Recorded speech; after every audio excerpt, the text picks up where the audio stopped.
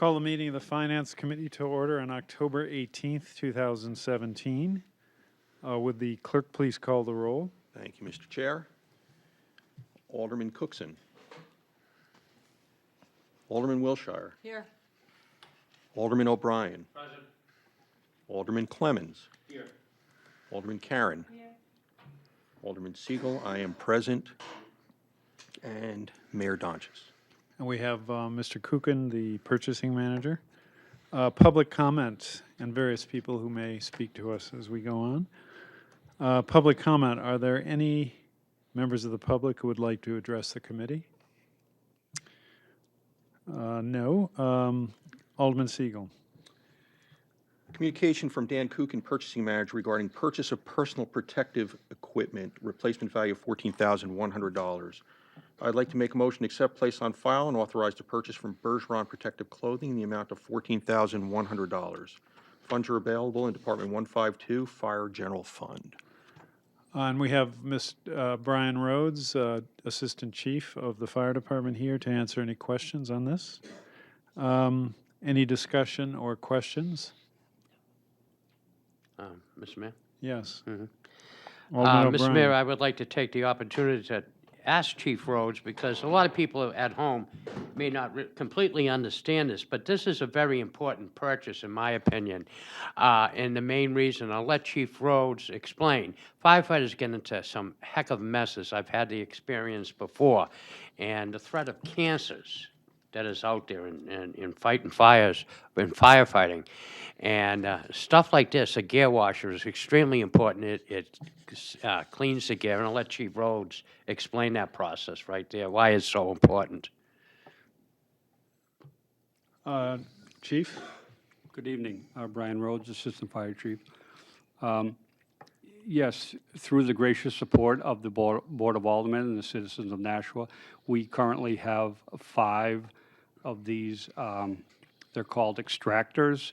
They are commercial-grade washing machines that we wash our personal protective clothing, which I come before you whenever we need to purchase that. And each set of this personal protective equipment costs approximately $2,000 a piece. We try to maintain that for a 10-year lifespan. And currently, 5 of the 6 fire stations have this appliance. And with the addition of the Spitbrook Road Fire Station, where we have room now to put this in, this is why we'd like to have that.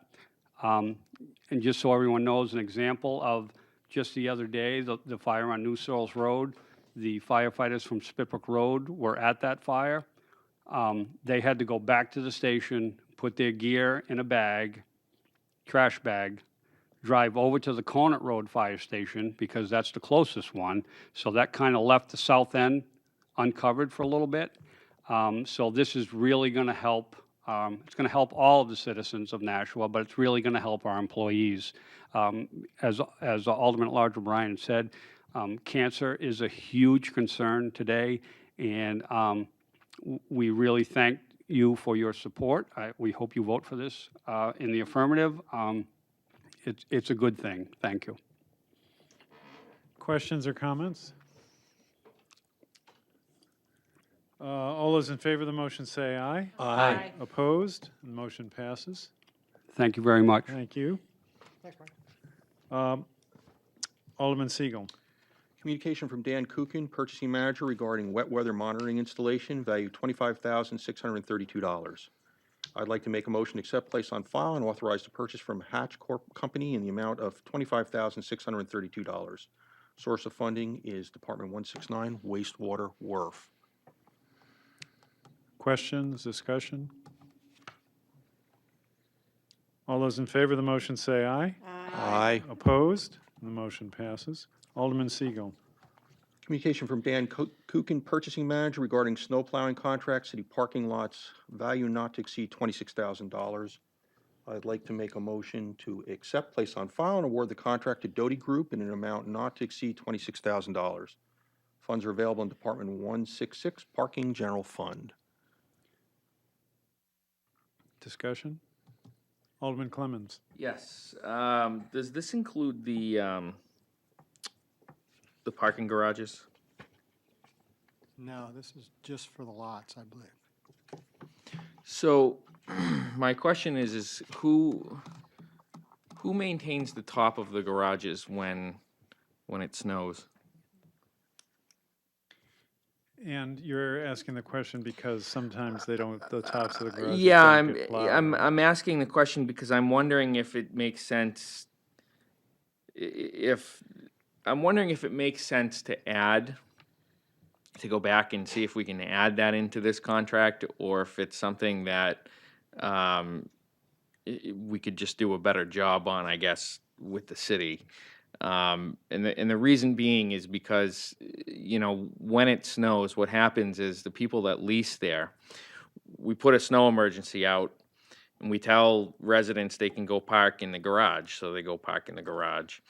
And then folks that have to work downtown who have leased spaces go, and there's people there, so they're forced to go to the top of the garage, but the top of the garage, when they get to work, isn't plowed.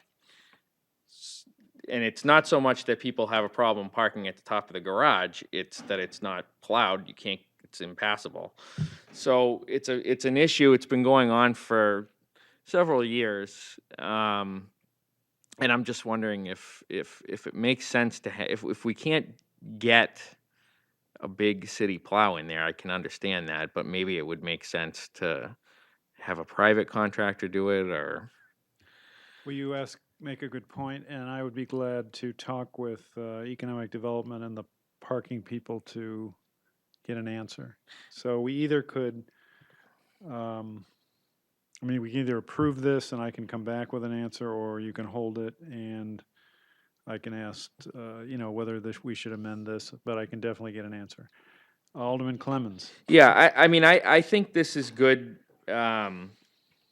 I think this would be a good contract to engage in this evening. However, I think if it's deemed appropriate and we can open it up to add that, maybe coming back with a change order or something like that would be good. But so I'm willing to support this, but hopefully we can get an answer to that concern. And I will definitely ask about this. I do, if you approve this now, I do have the authority to approve an amendment less than 10,000, as long as I inform you. But I would be glad to, I think the point you've raised is very good, and we should straighten this out, and I'd be glad to come back. Thank you. Yeah. Is that the roof on both garages? Yes. Yes. Any further discussion or questions? All those in favor of the motion say aye. Aye. Opposed? And the motion passes. Alderman Siegel. Thank you, Mr. Chair. Communication from Dan Kukin, Purchasing Manager, regarding NAMI, New Hampshire Connect Suicide Prevention Project Agreement, value not to exceed $22,580. I'd like to make a motion to accept, place on file, and award the contract to NAMI, New Hampshire in an amount not to exceed $22,580. Source of funding is Department 171, Community Services, Young Adult Leadership Grant. Director Bobby Bagley is here with her, she's got her crutches, not her vehicle tonight. I don't know what the difference is, but the Achilles injury is not an easy one to resolve. So, Ms. Bagley, would you like to explain the grant? Yes, good evening. The Suicide Connect Prevention Project is something that we would work through for our Young Adult Leaders program that will come through our Public Health Network Services grant. This is additional funding that's been provided through the state, and the intervention will actually be delivered by a facilitator from NAMI.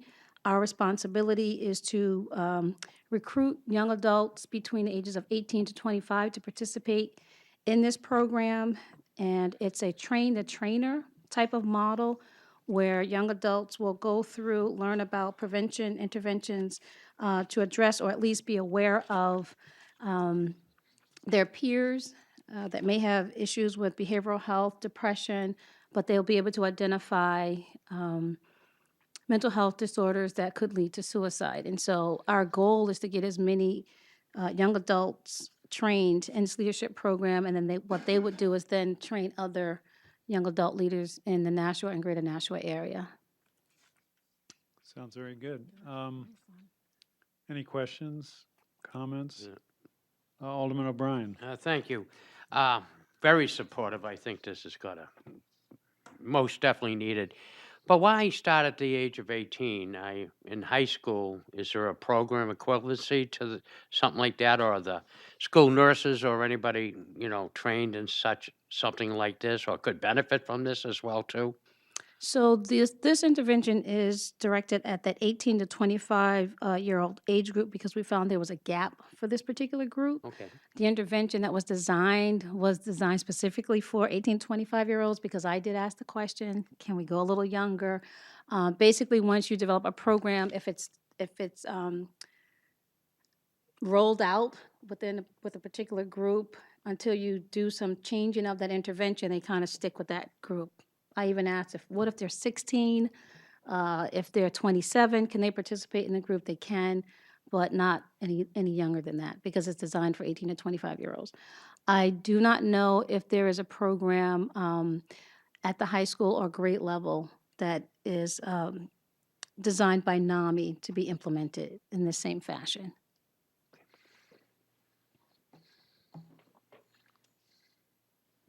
Alderman Siegel.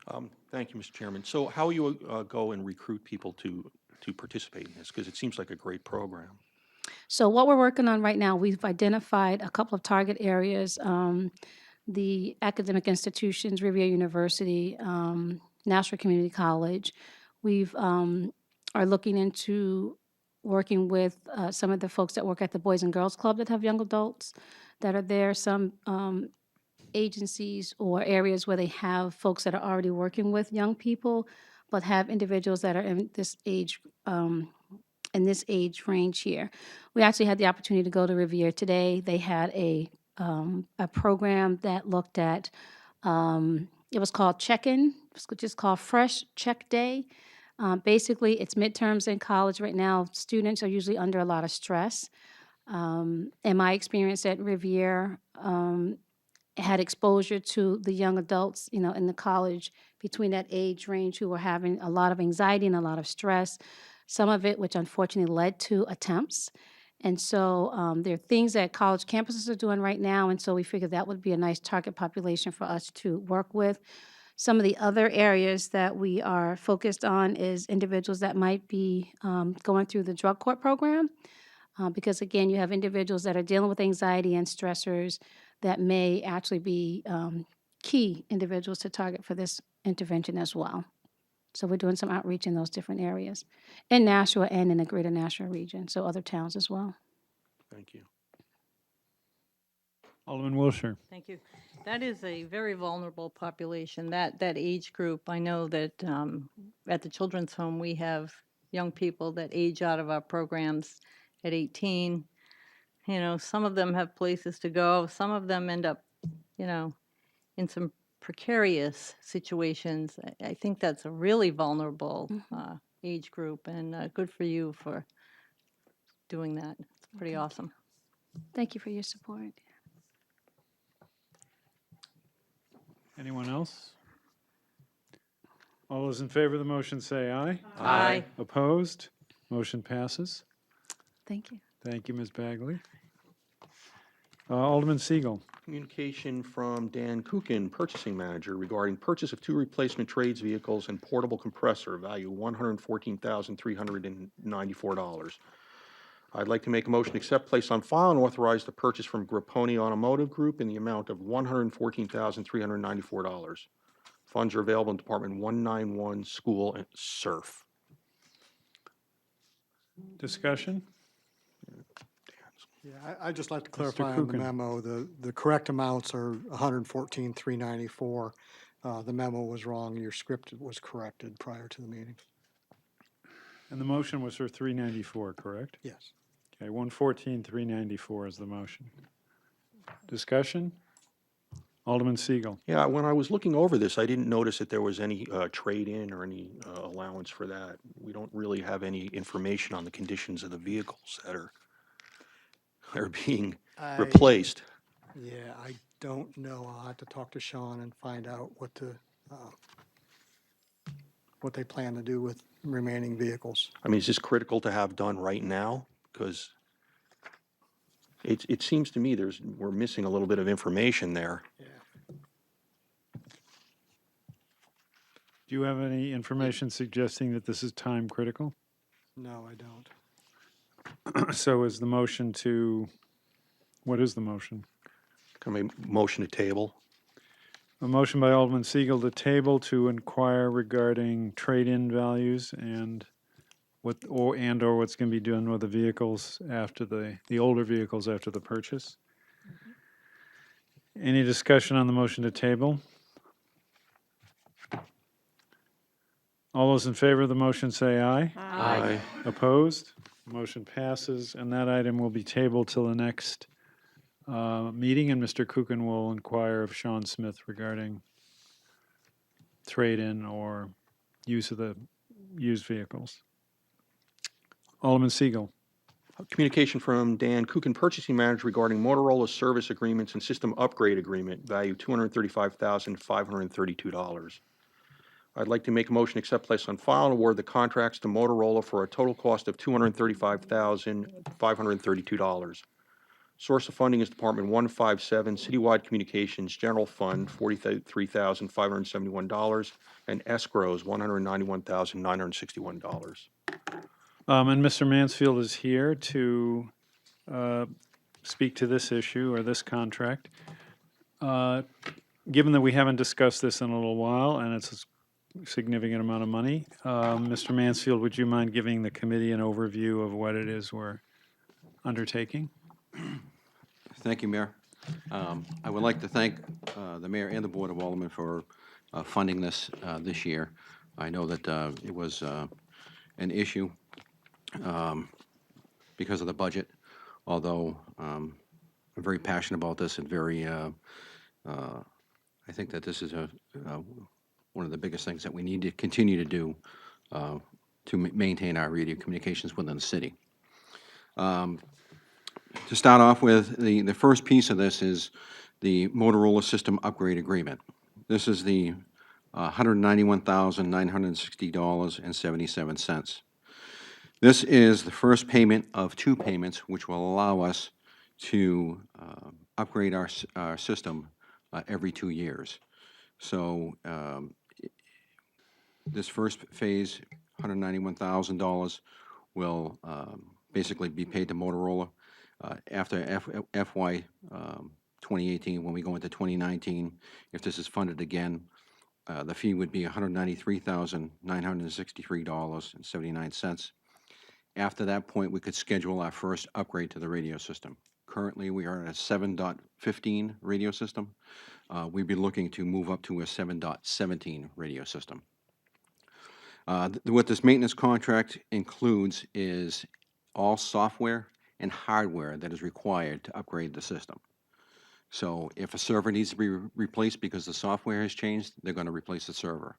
And it basically deals with infrastructure and the dispatch centers within the city. It does not deal with portable and mobile radios. It's strictly infrastructure that we're talking about with this upgrade agreement. We in the communications division upgrade the portables and mobiles on a routine basis. We're trying to do it annually. It takes a lot of time to do that because we have to actually physically touch each radio. So that is something that we do. That software that is free, that keeps us up to date, so that when this does come in, we'll be ready to go for any changes that we want to make to the system. Like I said, this does include all hardware and software within the system. I did include in the back of the first section, I believe I included.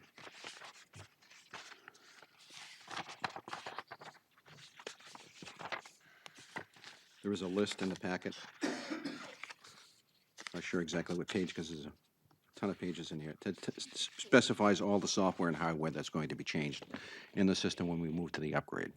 I think it is right after, there's a section that's 1 of 9, 2 of 9 through 7 of 9, and then it's right after that, I believe. You're correct. Thank you, Mayor. It's under the service agreement, so-called.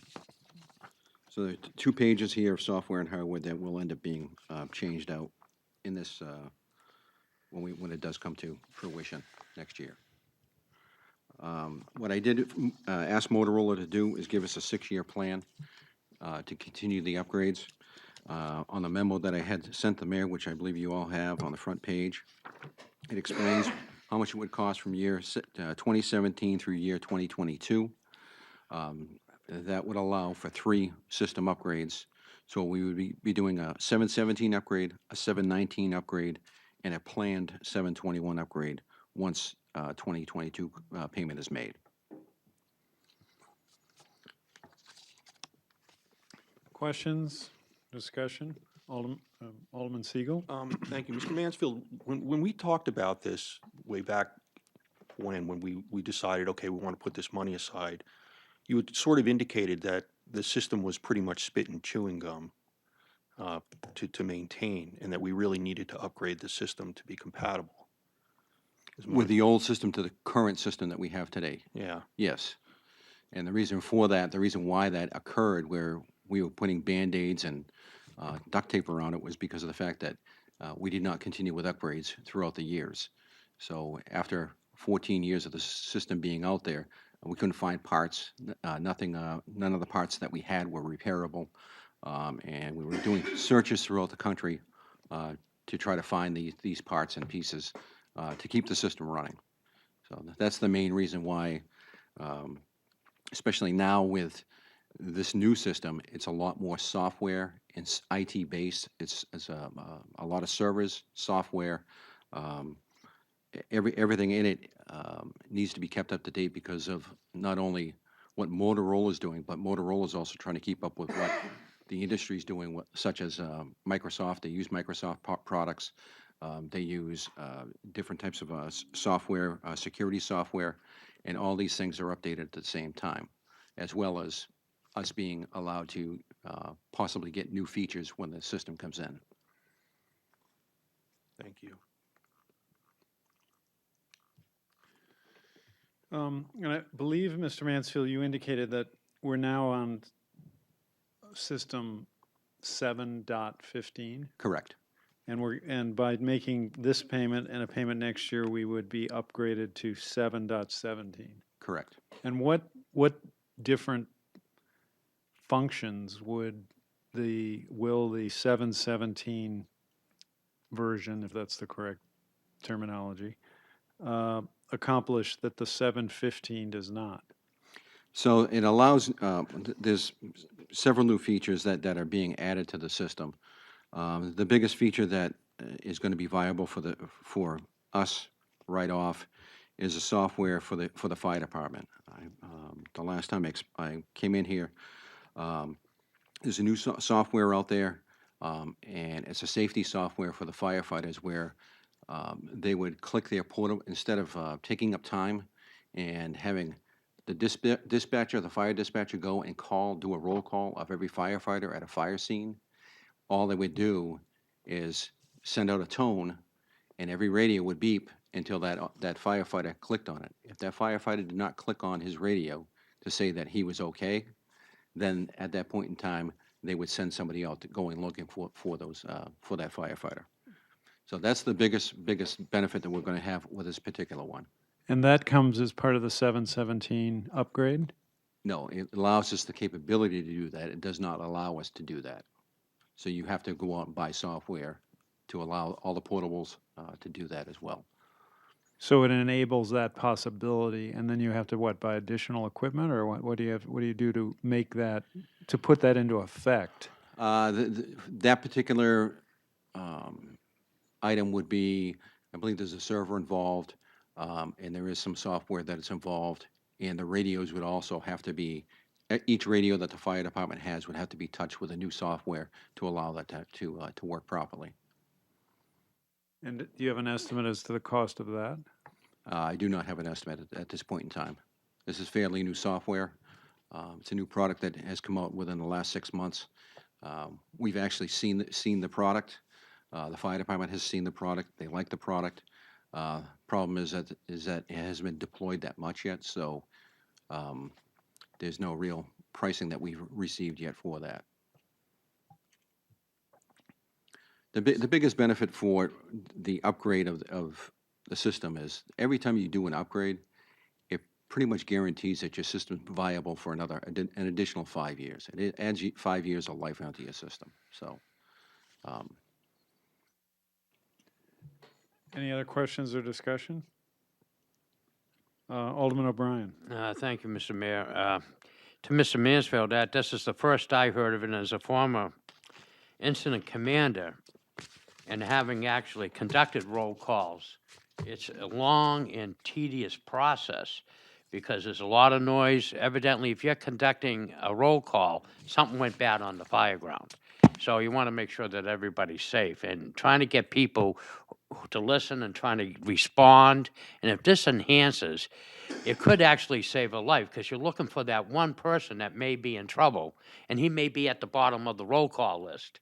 And any direction that we can do to try to help the firefighters who work in hazard environments to get this software upgrade to get to the point that we can discuss and purchase that, I think is going to definitely, perhaps maybe in the future, save a firefighter's life. Alderman Siegel. Thank you, Mr. Chairman. What happens if we don't approve this? so if this does not get approved, within a I don't know the exact date. I think by 2019 or 2020, the system we would be required to do another forklift upgrade if we were going to upgrade the system. So if we didn't do this and we put it off till next year, that means that everything gets put off for 2 years. So. And again, you can't jump from 715 to 719. You have to go through the process of 715 to 717 to 719. Alderman Siegel. Thank you, Mr. Chairman. So unfortunately, we're sort of stuck with this because it's Motorola. That's the choice we've made. We don't want to do another forklift upgrade.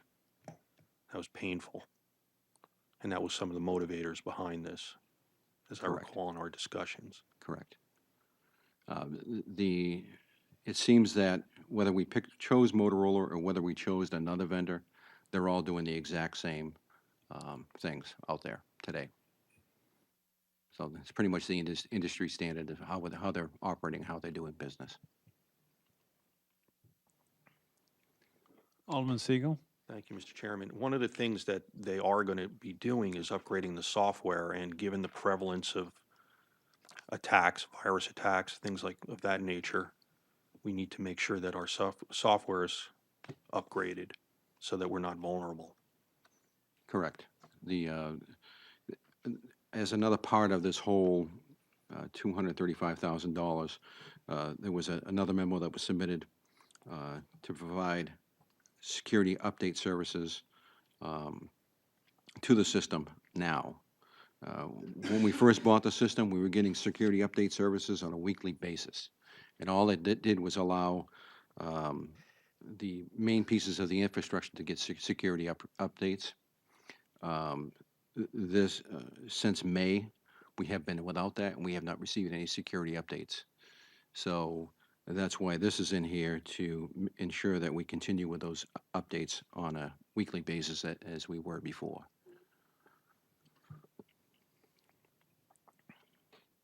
One question about, there's this FirstNet project at the federal level.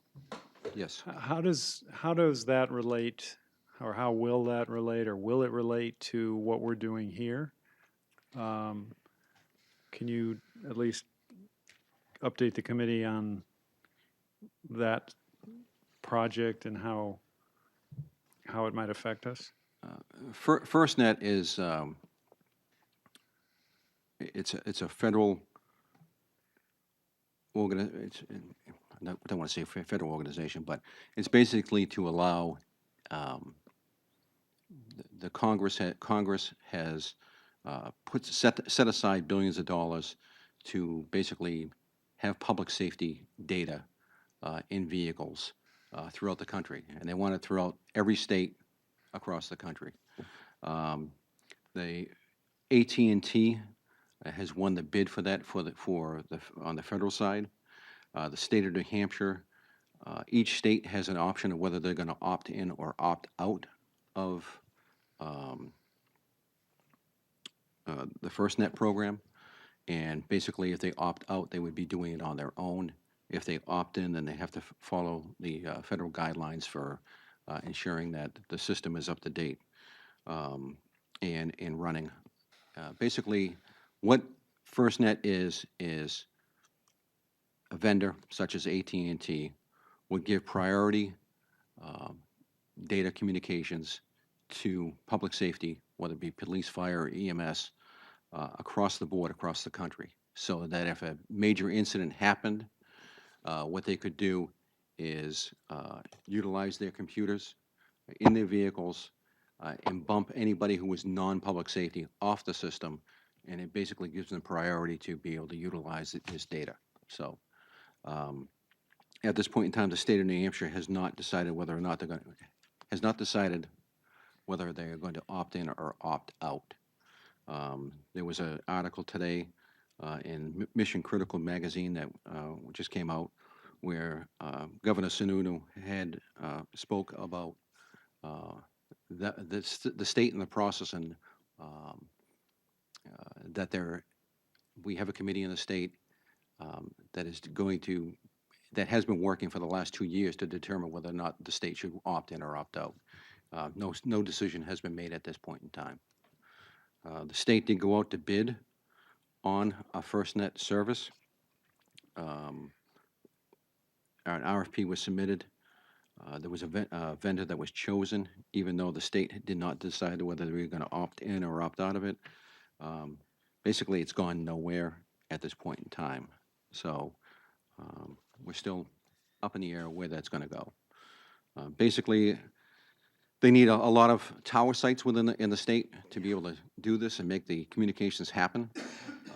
More than likely, they would be coming to us to piggyback off our towers and possibly even off our radio system to make this operational. So, but we're not at that point now. I don't anticipate anything moving on this for another couple of years, 2 to 3 years. So there's still a lot of unanswered questions out there.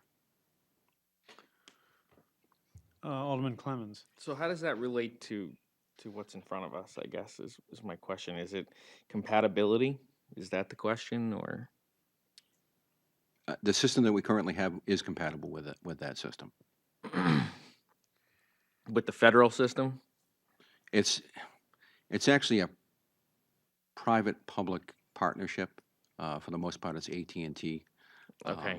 So that would be partnering up with the federal government and states to start deploying this system. So. But it's but it's compatible with that. In other words, if the state went on its own, it might not be compatible. There are supposed to be guidelines out there. Again, nothing's set in stone right now, but there are supposed to be guidelines and that was part of the discussion in this article today, of making sure that it's interoperable with other entities as well. Yeah, okay. Even though that the federal government is trying to prevent those other entities from coming in. Yeah. And going into that, so. Okay. Anyone else? Questions, comments? If not, the motion is to approve the contract as proposed. All those in favor of the motion say aye. Aye. Opposed? And the motion passes. And I think Mr. Mansfield is here on the next item as well. Alderman Siegel. Communication from Dan Kuchen, Purchasing Manager, regarding communication memorandum of understanding between the City of Manchester, City of Nashua, and the Manchester-Boston Regional Airport. I'd like to make a motion to accept, place on file the revised memorandum of understanding placed on our desk this evening. Mr. Mansfield, would you mind explaining this memorandum of understanding to the committee? Absolutely. The last year, the city of Nashua applied for a grant to try to enhance the communications between Nashua and Manchester and make our systems redundant with each other. Because of Manchester's, the level of the system that they had purchased, we were unable to do that and make the two systems work together. Eventually, they will need a large upgrade to their system to bring it up to where we're at, so the two systems can talk together. And we're still hoping that happens in the future, but it's going to be an expensive venture on Manchester's part. We looked at different options to provide interoperability communications, number one, and also provide redundancy to our radio systems, secondly, mainly our dispatch centers. So the city of Nashua has two dispatch centers, has a police and fire dispatch center located at two separate locations. Manchester also has a police and fire dispatch center located at two different locations. Each of those dispatch centers is connected together through fiber or through microwave. Although if one piece of equipment fails, there is a backup system within each of the entities, whether it be in Manchester or Nashua, we still would be able to communicate. If we had a major catastrophe at either one of these locations, whether it be Manchester, Nashua, police or fire, where the building was no longer accessible, we don't have any plans in place to move dispatch communications anywhere. So through the grant process, we went to the state through Homeland Security funds and applied for a grant to build a dispatch center. It's not a regional dispatch center. It's basically a backup dispatch center for both Manchester and Nashua. We looked for a neutral location where we still could communicate to Nashua and Manchester still could communicate to Manchester, and a space that was going to be, let's just say, not expensive to own or operate. We found that Manchester Airport was looking at doing something similar at their site. So we began talking with them to determine whether or not they had facilities for us up there that we could build a communication center. After several meetings and discussions, Manchester Airport agreed to give both the city of Nashua and the city of Manchester space at the airport. The communications would, and so through the grant process, we are anticipating to be awarded $300,000 within the next couple of weeks. The city of Manchester is anticipating a similar $300,000. All these funds would go to build this dispatch center up at the airport. The airport has agreed, if you read through the agreement, to give us permission to be on the property, to be in a secure building, to give us a room, to give us electricity. They've given us a tower, or tower space, I shouldn't say given us, allowed us permission to be on a tower. There's a concrete structure that would be able to house the equipment outside next to the tower. The only purchase, we would be purchasing through that grant dispatch consoles, what they call a K-Core. We have an M-Core in Nashua. We'd be using a K-Core. It would be programmed for both Nashua, Manchester, and Manchester Airport with all their frequencies and channels in there, so that if we did have a major catastrophe at any location, we could just basically move up there, and begin communications again.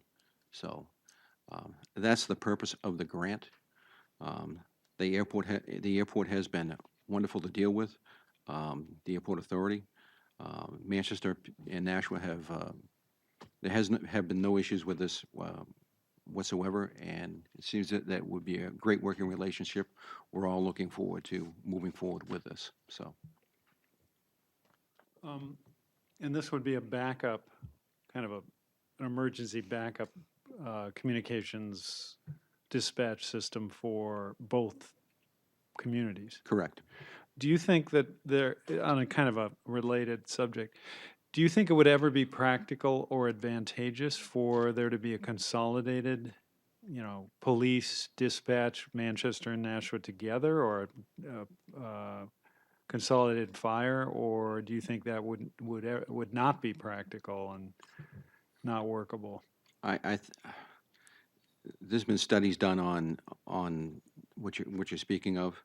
I think with the size of our cities, it would be really chaotic, to say the least. With the amount of calls that we handle, with the amount of calls that Manchester handles, it'd be chaotic. I don't even know how you would do it unless you gave every dispatcher a separate area, but then you're not having the communication, the dispatchers going back and forth. So there's a lot of issues with doing that.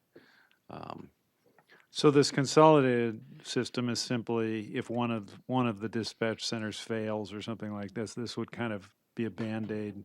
It would be a Band-Aid until we can get that system back up. Correct. Any other questions or comments? Alderman O'Brien. You might consider this, Mr. Mansfield, an odd question, but where it's going to be located in Manchester, is it going to be fairness? Because to kind of answer the mayor's question earlier, we're talking radios. We're not talking the old system to which the fireboxes would ring into our current fire alarm. And to get that type of cabling all the way up to Manchester would be probably a feat. So Manchester will not be bringing their cabling system for their fireboxes and the like into this facility. So it'll be just like us in this regard. Correct. Okay. There'd be phones, phone lines there.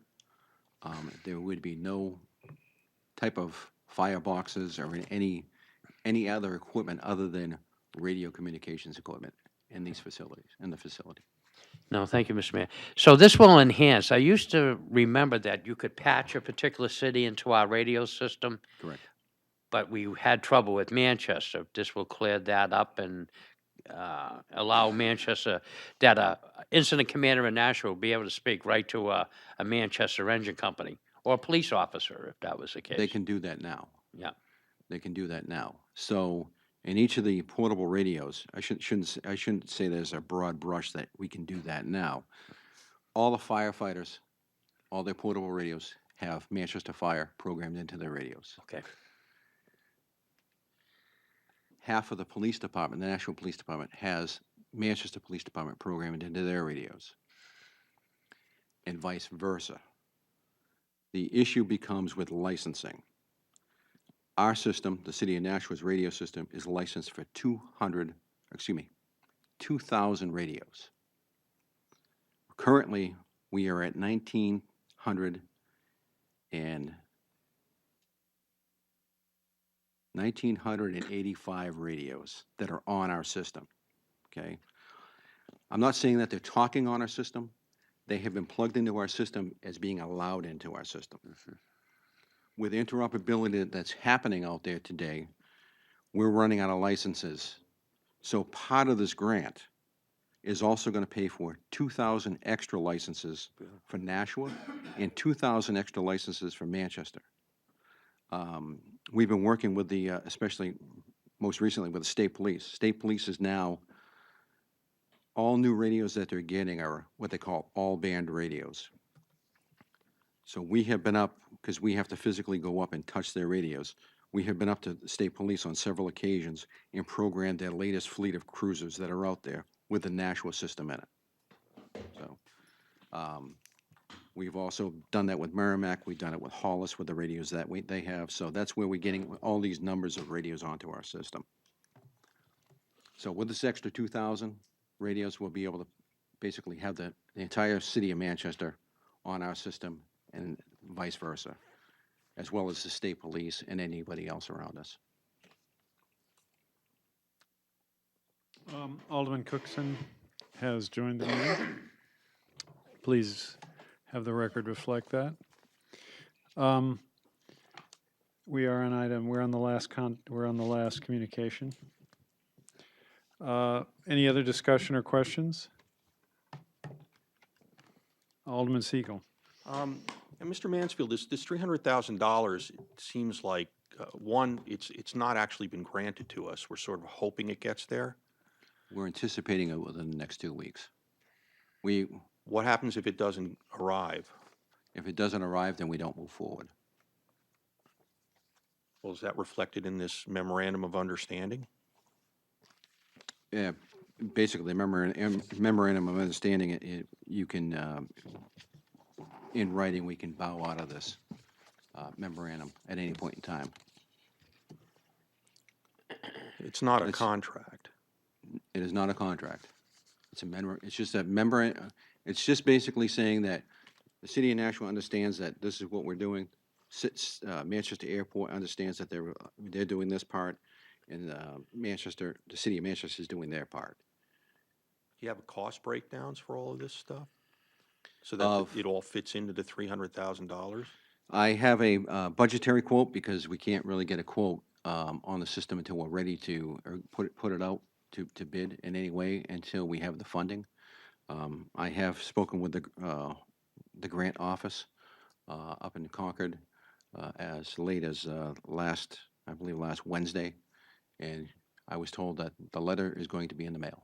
So that's why I'm trying to move this forward, because this is also going to have to go through the approval of the city of Manchester and as well as the city, Manchester Airport Authority. Okay. I'm confident that we're going to be getting this funding. Alderman Cookson. Thank you. Just a quick question.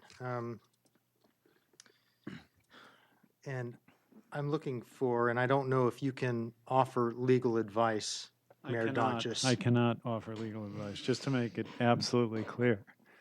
In private industry,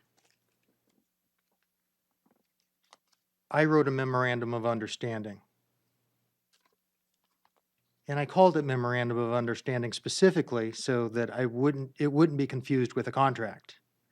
And yet, our legal counsel indicated that this was contractually binding, even though it's called a memorandum of understanding.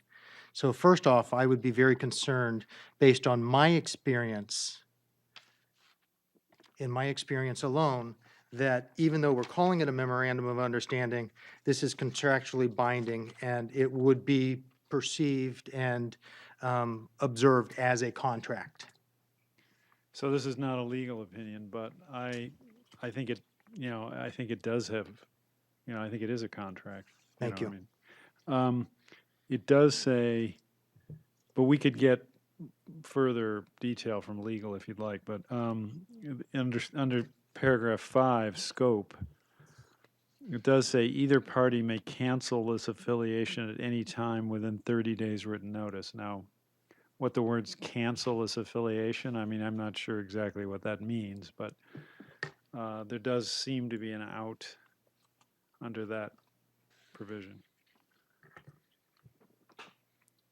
Alderman Siegel. Thank you, Mr. Chairman. I mean, I'm not particularly comfortable with this just because it seems very loose. We don't really know what we're buying. It's not a contract to buy anything. It's just an agreement that there's nothing in here about what we're buying. So I was just explaining what we're looking to do with this. So what would end up happening is we would have either a bid or go to an ITT 54 contract out of Massachusetts, have a list of items that would come again before the Finance Committee of what is going to be purchased for this.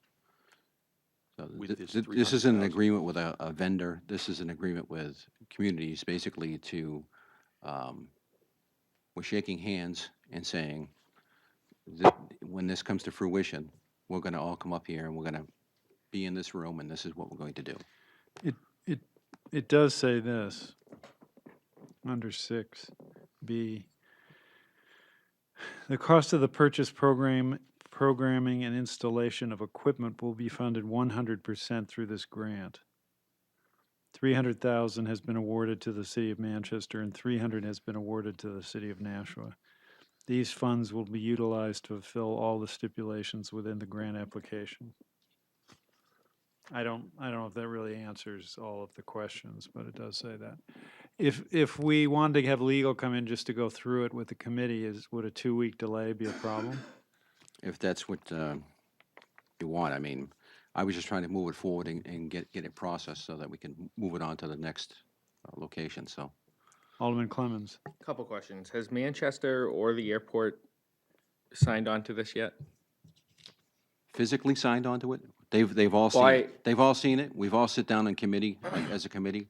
No, I mean, has their, I don't know if Manchester, if they have their finance committee has signed on to this, or the airport has signed on to it. Are we the first to sign the We're agreement? the first to do it. I mean, Okay. it's been reviewed by, my understanding, it's been reviewed by our legal, it's been reviewed by Manchester's legal, and the airport authority has also had it reviewed. Okay. So it's been through the 3 different locations. Alderman Clemmons. Yeah, I understand the purpose behind it, and I imagine that the greatest reason that something like this would want to be signed is because you have the semi-private airport, which is taking on the responsibility of hosting this site, and they are basing that on the goodwill of the City of Manchester and the City of Nashua and their word. So there has to be some kind of understanding that when the $300,000 come in to each municipality, that if the 3 entities get together and say, okay, Nashua is going to be responsible for X, Y, and Z, Manchester is responsible for A, B, and C of each 300,000. Is that how that? Actually, you anticipate that working? What will occur is, we've had an engineer look, and gone out to the site. He's formulated, like I said, a draft of what we're looking at. It would more than likely be the city of Nashua that's going to oversee the funding of this. So once they agree upon what is going into the project, it would more than likely come through our finance process, and for everything, for the total of $600,000. And what we would do is bill Manchester, since they're holding on to their $300,000, bill them for half of everything that we're doing. Okay. So nothing's going to be done nothing's going to be purchased unless both entities, Manchester and Nashua, agree upon what is being done or being purchased. Alderman Clemmons. Yeah, okay, so I completely understand that, and I would understand why something like this you would want to have something like this in place prior to, a hard, fast agreement. I mean, the details are going to come later. This is the general plan of what are we going to do with the $600,000, 300 of which are going to 2 different communities who could, without something like this in place, turn around and say, well, we're going to do something different. Well, and their hands are kind of tied, well, both our hands are tied because of the grant. Because they filed for a grant and we filed for the grant, and they're married together. So they can't do that, because it's a partnership in the grant. So Manchester put in there that the partnership's going to be with Nashua, and we put in there that the partnership's going to be with Manchester in the grant process. So they're being allowed a lot of the money, but it's got to go towards what they said it's going to go towards. No, I understand that, but if Nashua started spending money in Manchester, and we didn't have this in place, and Manchester decided, well, I don't want to be a part of it anymore, then. We've done these before, Right. believe it or No, not. no, and it has never been an issue, so. And I understand it, and I guess I'm pointing out, I understand the reason behind this memorandum of understanding, and I think it's a good thing. I'm ready to sign on to it. We did a similar project a few years back with Manchester, when we did a feasibility study. Manchester received half the funding, we received the other half. Everything was processed through us and through our finance, and then we just basically gave them a bill, and they paid us, and it was all taken care of through that, so. Alderman Siegel. Who's going to pay for the ongoing maintenance of this system? The maintenance for this type of system is very, very minimal. And the reason why I say it's minimal is because the only thing that it needs to have is software updates to the mobiles and the portables. I'm sorry, control stations to the mobiles. That software is free. So it's given to us. It's the same thing with the mobiles and portables that we have out there today. The software and firmware upgrades are no cost. Other than dusting it off and making sure that it's running and running our people through it every once in a while, the cost would be very minimal, if any. Alderman Siegel. But we just voted on a system for maintenance and upgrade, which is not minimal. This is a totally different type of system. Our system that we have here is very complex. It has lots of servers. It has lots of security issues because of the fact that it's open. This system's a very closed system. It has one server in it. That's it. It's a very simple system that does not require upgrades and things like that that we have to do with our system. Alderman Cookson. Are you going to have a redundant server, or are you going to have a single point of failure? Up at this particular location, it will be a single point of failure. The single point of failure is going to be, well, I shouldn't say that because of the fact that there are different radios in the rack of the system. Each one of those radios is redundancy to the system. They're all programmed the same, and you can go to any one of those channels. So if that console fails, we move over to the rack of radios. So being in a K-core, the K-core does not offer redundancy. It's the same thing with, you can go, well, the cost goes up considerably once you start getting into redundancy. So if you went up to an L-core, now you're talking hundreds of thousands of dollars more. If you go up to what we have today with ours, that's even more money. So it's not a robust system. It's basically a car radio in a back room that is allowing the dispatcher to talk down here to another car radio. That's all it is. And it just has a console there that looks like what they have here. Can you just walk me through the system that if there is a failure with the server, what the next course of action would be, how the communication would happen at that point? Communication would happen by the operator going right directly to a radio and talking on the radio. In a rack. There's a rack of radios, so. So this area will be manned? No. It's in a building that is manned 24/7, 365. We have access to that building, but it will not be manned. There will be nobody in there unless we have an incident that happens or if we're going through training. That's it. Okay. If there's a operation up at the airport, such as a drill that they're doing up there, we'll utilize it at that point in time when we're bringing the different entities. It would be used for that as well.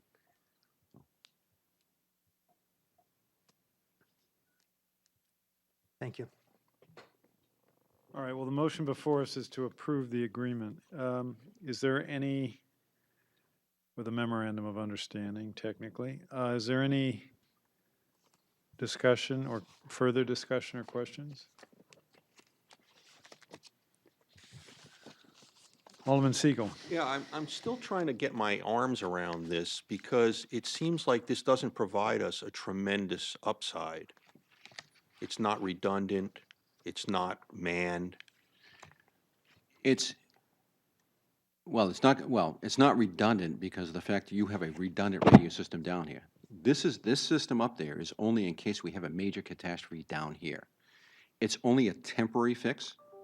It's only to get our fire dispatchers or police dispatchers, if one of the buildings something happened to it, get them up there to be able to communicate to our officers out in the street.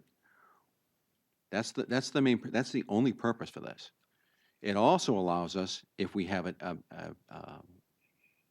incident with Manchester and Nashua, that could be utilized as a interoperability point of contact up there. So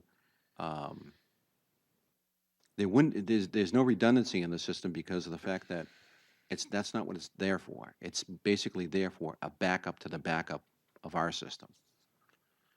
It's a third place to go.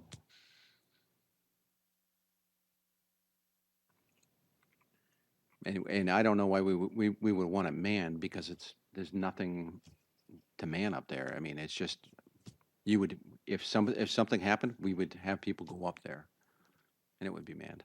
Alderman Siegel. So, and who's training people to use this? It would probably be myself and the same person up at Manchester, City of Manchester. What I would happens- train our personnel, and they would train their personnel. What happens if you go away?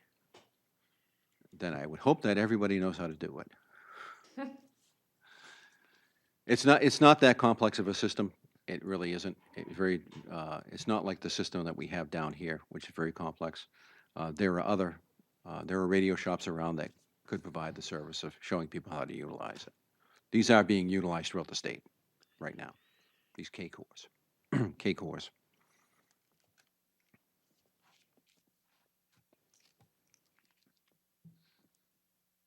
Alderman O'Brien. Thank you. I think Mr. Mansfield will agree, and to help my colleague wrap his arms around it, but if we look at the current fire alarm situation, it's an old fire station in itself, an old building, is sprinkled, everything. But what's immediately behind it is a wooden structure. And up the street, we had a 5-alarm fire, a couple years ago, and it's in a congested neighborhood. What would happen if we lost, something as vital as that? Radio communication, because the house next door caught on fire and did damage to the current structure, making our fire alarm communication center inhabitable.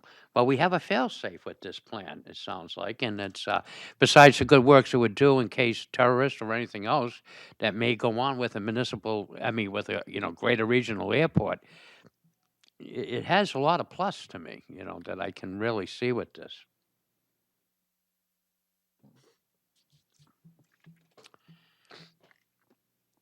Alderman Cookson. Thank you. So you called it a backup to a backup. Correct. All right. So the current backup, Yes. as it currently exists, how many times has it failed in the past year? It hasn't. It hasn't. How many times has it failed in the last 5 years? I would say that the backup to the backup has failed. No, just, so not this Not that. idea, but the original backup that you have in place. We haven't had a major catastrophe that has happened. Okay, all right. So this is a further fail-safe. Correct. Because your backup hasn't failed, you're estimating that you're going to spend another $600,000 for a backup for something that hasn't failed. Correct. Okay. Something that I'm anticipating the possibility is there for it to fail. And why would it fail? Just as Alderman O'Brien said, if catastrophe happened where that building was shut down on Lake Street, if something happened at the police department where that building was shut down, that's what we're talking about. Do you have switchovers between the fire alarm station and the police communications? Do they, I mean, if fire went down, would you still be able to communicate with the stations through another means? So if the fire communication went down, we have a spare console at the police department that you could have one person go into and speak and basically dispatch their firefighters. And so Okay. that would be considered the backup? Correct. Okay, all right. Correct. And then I would assume the same thing is true for the police. If police had a catastrophe, they'd be able to also communicate and dispatch or provide services as well. Is that At correct? fire, yes, At fire. correct. All right. So we only get to a point of complete failure if there are catastrophes at both places. Is that correct? No, not necessarily. Why not? Well, it depends on what the catastrophe is. If we lose a server, not a server, if we lose a connection between fire and police, or if we lose a connection, I shouldn't say a connection, multiple connections. Between those two buildings, you could be out of service. We have enough redundancy, we believe, in there that it's going to prevent that from happening, but you don't know. You have the connections coming in from multiple directions? Yes, Okay. yes, So you're not on the same fiber line that, you have a fiber line coming in two different places? correct. We have redundancy in the radio system now where we're connected to all the towers through microwave. That's the primary, and then fiber's secondary. Okay, So, thank you. Alderman O'Brien. Thank you, Mr. Mayor. Mr. Mansfield, let's walk down memory lane a little bit. I seem to remember one day when I was working, we were hit, as we often are, with a rash of thunderstorms in the area, and it knocked out the communication and fire alarm. And being the deputy chief on duty that day, I took my portable. All fire dispatchers are issued portables as well, too. And we were able, through 3 portables, to maintain radio communications between all apparatus and the medical, and it did occur.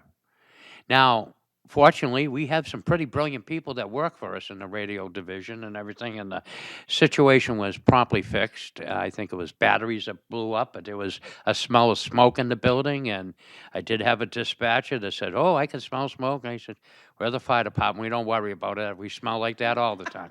But the thing is, we were able to keep the system going. But I can see, like what Mr. Mansfield says, we got to prepare for something that is more catastrophic. This was a natural occurring event of lightning. And if it wasn't for the quick thinking and the professional training that exists in Nashua Fire Rescue, it could have had a worse outcome. We were able to adapt and cope because of their training with that. that's correct. It was a Alderman light- Cookson. Question through you to Yes. Alderman O'Brien? Yes, Thank you. of course. So I appreciate that insight that you're able to share with us. Very important, because I don't think many of us have that same experience. So thank you for sharing that. So help me, help me understand how this solution, a backup to a backup, would benefit you as a former deputy fire chief in the exact same situation that you just referenced as a need for it. So how would you, so my understanding is communications go down. I'm assuming that in this situation, maybe your portables didn't work, so you didn't have that backup to the main line of communication, but you now have this available to you. Does this mean that somebody from Nashua has to go up to Manchester, to the airport, in order to communicate or dispatch, or is that what this backup does? Well, if I may. Yeah, Mr. of course. In the situation that occurred that I described, we were able to correct it with the portable radios, and it Assuming, was almost too, yelling out the window to my car down below, dispatching as well. Yep. But I guess to answer your question directly, we had the temporary fix, and we were able to adapt and overcome in that particular situation. I think what Mr. Mansfield is talking about is something a little bit more catastrophic, that maybe if like that lightning strike did cause a building fire or something like that, and totally wiped out a lot of valuable equipment. We're talking the long term of this. okay, Okay, so I think we can adapt in the short term, but it's not the best solution. I mean, we put a Band-Aid and we made it work because of our professionalism. The thing is, I think what Mr. Mansfield is trying to explain to us, this will give us the opportunity, if we lost a building or lost something, that we can continue on and not have a break in service because of its redundancy. And to me, it makes sense. And I can understand your question, because in the fire service, we do have a lot of redundancy in different things, because if one thing's fail, we need another thing to have come in and to replace it. And this is how the emergency services really works, to come in like that, to cover all gaps in different situations. Mr. Mayor. Yes, Alderman Cookson. Does Mr. Mansfield have anything to add to Alderman O'Brien's commentary? I think just to reaffirm what he said, we're looking at the major catastrophe. The incident that he's talking about that did happen was a short-term incident. It was not a long-term incident. Even if you utilized, if you wanted to go over to the fire, excuse me, if that building was destroyed, another temporary fix, again, a temporary fix, would be to go to the police department. But again, that is going to get chaotic really quick because of the amount of phone calls that are going to be going in there. And we don't have two dispatchers in two fire dispatch consoles in there. We only have one. So, and they utilize two all the time. I mean, they're operating on 13, 14 different channels on their radios, and they're trying to disseminate the EMS calls and this call and that call for them to get, and then have the police department calls right there at the same time. So this is a solution, a longer-term solution where they could go up there for days at a time. They have bathroom facilities. They have telephones up there. They're going to have plenty of space. They're going to have 4 consoles that are going to be available up there to Manchester or Nashua, whoever is having the issue, where they could be able to communicate back here and still know what's going on. The only thing they're going to lose from that location up there is the fire alarm circuits. That's the only thing they're going to lose. Everything else is going to be filtered through telephone lines up there. So, But then again, you don't anticipate this to be used very much at all. I don't. Thank you. Alderman Wilshire. Thank you. I just want to weigh in. I like this. I think it's a regional approach to something, maybe something much bigger than a thunderstorm. It could be not even a natural catastrophe. It could be a man-made catastrophe. I think I'd feel safe knowing that Manchester could cover us, that we could cover them. I think it's a good regional approach to something that could be much bigger than what we can handle. Thank you. Alderman Cookson. We already have mutual aid with other fire departments. To anybody who may be able to respond to that question. Well, I think the answer is yes, but why don't we call on Alderman Mayor. O'Brien? Yes, Alderman Cookson, we have mutual aids. I am proud to say that in my career, if I've fought fires with the Manchester Fire Department, when I was captain and lieutenant and firefighter, we went up there, they come to here. The whole situation exists with mutual aid, and thank God that it does. It's beneficial to the taxpayers because you don't have an overabundance of stations. You have the right amount to cover your immediate needs. But when you get into a catastrophic type of situation, large fire or multiple calls, then you need the redundancy and the backup. And it's a mutual aid. The firemen from Manchester or even Tingsboro will come into the city of Nashua and provide quality service and give the same quality of service that the Nashua Fire Department would give, and I mean that not to be melodramatic, but they're prepared to do all to save lives, and that's the mantra of the fire department, and mutual aid just fits right into that. No, I appreciate that. Thank you very much. And we do have mutual aid with Hudson, Amherst, and Merrimack with the adjoining towns, correct? That is, thank you, Mr. Mayor. That is correct. Just very briefly, but each geographic location, you notice a firebox that goes by a coded number. They do have a card, maybe not the card now today, it's a computer, but basically it lists up to 7 alarms on that particular location. All the fire alarm dispatcher has to read that particular computer screen, and they know up to 7 alarms who's coming in. The mutual aid is clearly spelled out on that card.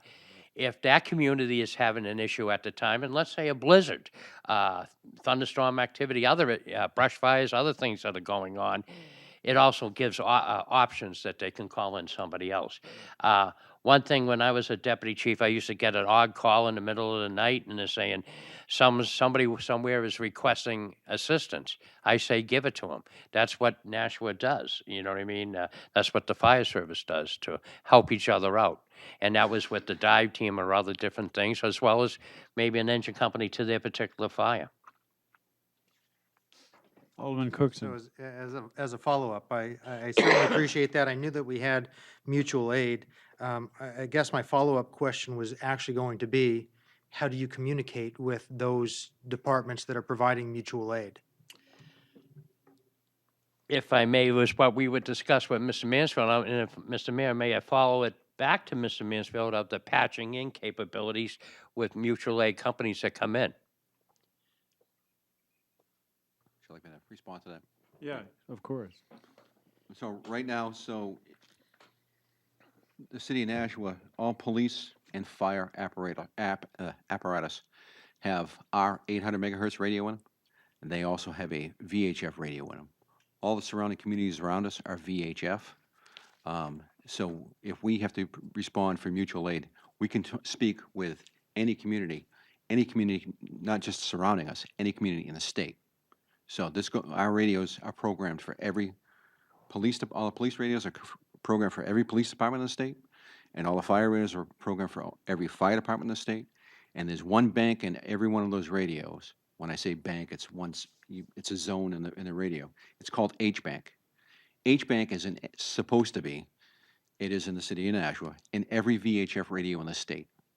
That H-Bank has in it what they call V-Fire, V-Law, V-EMS, because it's VHF. And then they have VTAX. So there's 16 channels that every radio in the state has that we can use for interoperability. We also have, as Alderman O'Brien was stating, the capability of patching. So when somebody comes to us, if they are operating on a VHF radio, usually it happens more with a fire department. On the VHF side, they would come into the city. They would know that to go to the Nashua channel, because we have VHF frequencies as well, and they would take the fire dispatchers, would then connect the two together by clicks on the computer and patch those radios together. The same capability happens on the police side as well. Mr. Mayor, Alderman Cookson. thank you. So is that yet another backup to the situations that we're trying to address with this memorandum of understanding? No. Why not? You're talking about mutual aid, and you're talking about a catastrophe happening at a dispatch center. It's not the same thing. But I'm talking about, we're able to communicate with multiple agencies. You're not if you lose your dispatch center. Lose that dispatch center, you're not communicating with any agencies. You're not even communicating with yourself. That's the purpose for this. So we've got backups within the city between fire and police and vice versa. And we've got portables that act as a short-term solution that allow us to communicate with one another and dispatch, continue to provide the services that need to be provided. And then, If I may, Please. You're losing services. So what they would communicate, when they're communicating on portables, they're communicating back and forth with the engine companies. If their phones, I'm not even sure if the phones are up or down. If the phones are up, that's one thing. If the phones are down, that's another issue. Yeah. So now we need a place to get phones. So that's why I'm saying that's what this building is going to provide us with. It's going to provide us with that communication capability that we don't have today if something catastrophic happens. Just trying to look to the future. No, Not saying that I want that to happen. no, I appreciate that. I appreciate you taking the time to help me understand. I apologize if you went over any of this content prior to my arrival this evening. But I appreciate you reinforcing and communicating to me the responses to my questions, so thank you.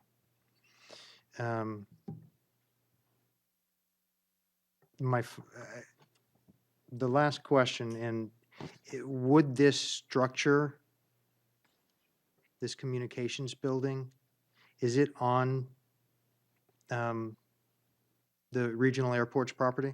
Correct. Is it a new structure or is it an existing structure? It's an existing structure that is on the opposite side of where the terminals are. Again, for hopefully the thought of if something happened there. So, Thank you. Alderman Siegel. Is there any way to have this type of structure in place closer to Nashua? For the cost, probably no. And that's the reason why we went down this path, is because of the cost. Because we don't want to rent property, we don't want to rent the facilities, we don't want to have to maintain a building, we don't have to, we had thought about different things, and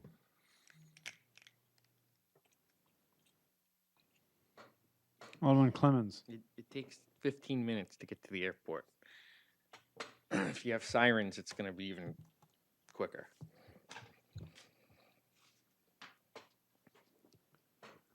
Alderman Karen. I'd like to weigh in. May I ask a question to Mr. Mansfield, please? Of course. Okay. As I'm reading this, it's $300,000 from Nashua and Manchester, but this is grant. What set you on this path, along with the Manchester communications person, to apply for this grant for Homeland Security Communication Disaster? I think, okay. I think I understand this intercommunications, but I think what this is about is a major disaster happening within either city between fire and police, and that's what we're looking at. Doing grants is very complicated and time-consuming, so I'd like to know why you would pursue this if it's maybe not worth the time and effort. so, as I stated early on, we're looking at ways to provide redundancy to our police system, police and fire dispatch systems in Manchester and Nashua. This was the most cost-effective way to do this. It also provides us with not only redundancy in both our dispatch centers, it also provides us with interoperability capabilities as well. So, especially if we have a joint operation going on, this facility could be utilized for that joint operation as well, where you have Manchester and Nashua dispatchers sitting next to each other. The room is big enough where you can also have command staff in there to be directing on what's happening. The the benefit for us going to the airport is, again, as I said, cost. It is more of a central location.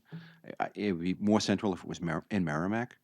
I know that, I'm aware of that, but again, when it's not that far from the city of Nashua, and we can hit our towers from the location that we're at. So it's not that big of a deal. When we looked at the redundancy, and we looked at, of course, we're in communication with Manchester, because everything that we were going to do with this redundancy had to involve both of us together. And we sat down coming up with ideas of, okay, if we can't do what we want to because it's not cost effective, especially for Manchester, and they wouldn't be able to get the funding to do what they need to do, what's the next solution? Again, what's still going to provide us redundancy in our dispatch centers, but also provide us with the capability of more interoperability and working close together in major incidents and disasters. So that's what how this whole thing came about. Thank you. All right, anyone else? The motion before us is to approve the agreement as proposed, or as, there's a, Memorandum of the understanding. memorandum is, the version we're voting on is the one that was on our desk tonight. All those in favor of the motion say aye. Aye. Opposed? Motion passes, and the memorandum of understanding is approved. Thank you, Mr. Mansfield. Thank you, everyone, for your time. Unfinished business, none. New business resolutions. There is one resolution here. This is but I'm going to ask that you table it for the following reason. It's a lease agreement for the antenna, or excuse me, the transmission station that's in the NIMCO building for WSMN. And it proposes that there be a lease payment of $250 a month. Now, the ownership of the station has just changed over, and the new owner has contacted me to say that $250 a month is a bit of a, there is a hardship for them. Legal is mostly concerned about just getting a lease, so they agree that they're insured. I'd like the intervening 2 weeks to come back to you with a proposed written amendment to basically leave all the provisions in place, but for $250 a month, I mean, it really doesn't make much difference. We just want the insurance. In any event, if you were to table it, I could come back to you with a written proposal and deal with it next time. Alderman Wilshire. Move to table. Is there any discussion on the motion to table? All those in favor of the motion say aye. Aye. Opposed? Item is tabled to the next meeting. New business ordinances, none. Record of expenditures. I'd like to make a motion that the Finance Committee has complied with the city charter and ordinances pertaining to the record of expenditures for the period September 29, 2017 to October 12, 2017. Any discussion?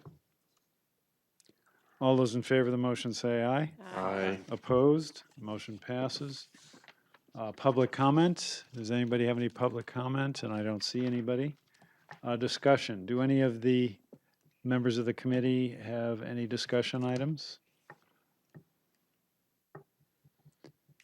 Alderman Wilshire.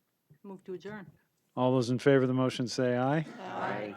And the motion passes and the meeting is adjourned at 8:27 PM.